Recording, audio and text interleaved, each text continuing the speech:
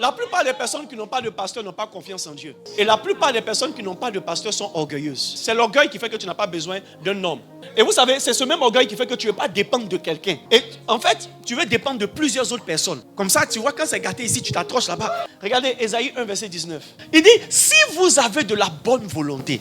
En d'autres termes, quand tu dis, cette église est mon église, ce pasteur est mon pasteur, c'est avec une bonne volonté.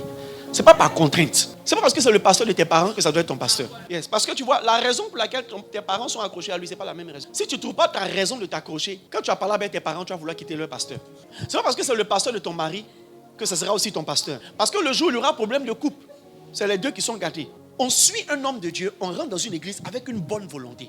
On rentre avec une volonté mais bonne. On ne rentre pas avec la volonté aussi de se faire voir. Ce n'est pas une bonne volonté. Il y a des gens qui peuvent choisir GGC parce qu'ici, là, on a une manière de faire les choses. Ce n'est pas une bonne volonté. Si vous avez de la bonne volonté, on ne vient pas dans une église pour chercher femme. Ça, c'est la chasse. Et Jésus n'a pas dit à quelqu'un, je ferai de toi un chasseur d'hommes. Il dit, je ferai de toi un pêcheur d'hommes. Si c'est parce qu'on t'a dit que les filles du GGC sont belles et qu'elles sont pour certaines sérieuses et que tu es venu ici, c'est une volonté, mais elle n'est pas bonne. Il dit, si vous avez de la bonne volonté, 1. 2. Si vous êtes docile. Ça veut dire que, en fait, la docilité, si ce n'est pas un rapport avec Dieu, ou ce n'est pas seulement un rapport avec Dieu, ce n'est même pas directement un rapport avec Dieu. Parce que si Dieu apparaît ici dans toute sa lumière, et puis il dit, Olivier, va à gauche. Tant que tu as vu la lumière et que tu as entendu une voix surnaturelle, tu n'as plus besoin d'être docile. Déjà, même tu as peur. Tu as fait. Donc, tu vois, l'intimidation fait que tu vas obéir. Mais Dieu parle de docilité parce qu'il y a un rapport humain qui va intervenir. Le rôle d'un pasteur, c'est de te conduire. Et le pasteur te conduit par quoi? Psaume 23. La houlette et le bâton. Donc, ça veut dire que ton pasteur, il te conduit avec sa voix. Maintenant, quand tu es entré, tu n'es pas sensible à la voix, il prend le bâton pour te ramener. Le bâton, il est droit. Il peut même te taper un peu. Mais la houlette, là, c'est quelque chose comme ça. C'est crochu. Donc quand il te tape que tu ne réagis pas, il prend la houlette, il attrape ton cou et puis te ramène avec force.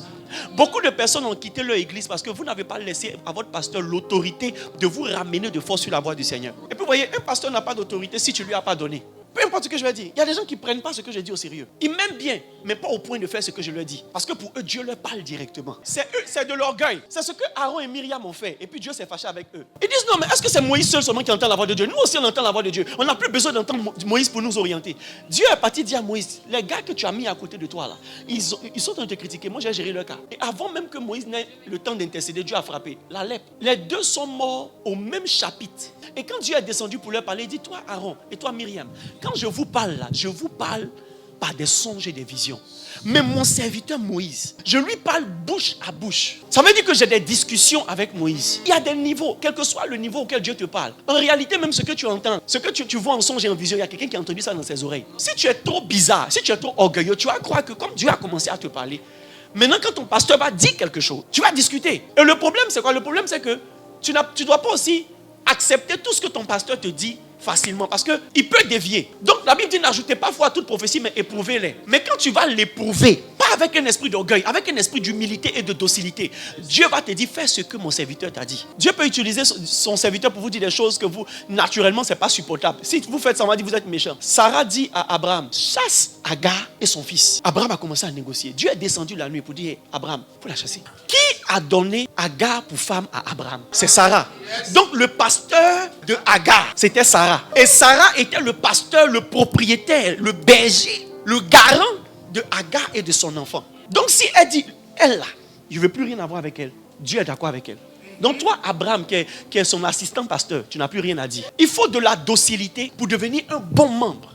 Et la plupart des bons membres prospèrent. Ce qui fait que tu es en retard, c'est pas parce que ton pasteur n'est pas ouin, c'est parce que tu ne reçois pas sa voix. Regardez Matthieu 11, verset 28. Venez à moi, vous tous qui êtes fatigués et chargés, et je vous donnerai du repos. Prenez mon joug sur vous. Et il dit quoi? Recevez mes instructions. Et Jésus ne parlait pas en tant que Dieu, il parlait en tant que le bon berger, le premier de tous les pasteurs. Il dit recevez mes instructions. Un pasteur te conduit par les instructions. Tu es béni si tu sais suivre. C'est une instruction qui a fait que Pierre, qui a péché depuis le matin jusqu'au soir, a vu sa vie changer. Parce qu'il lui a dit jette maintenant le filet de ce côté. Comment quelqu'un qui est expert en charpenterie, en menuiserie, peut devenir conseiller de quelqu'un qui est expert en pêche? Ça ne te concerne pas. Si c'est ton pasteur, fais ce qu'il te dit.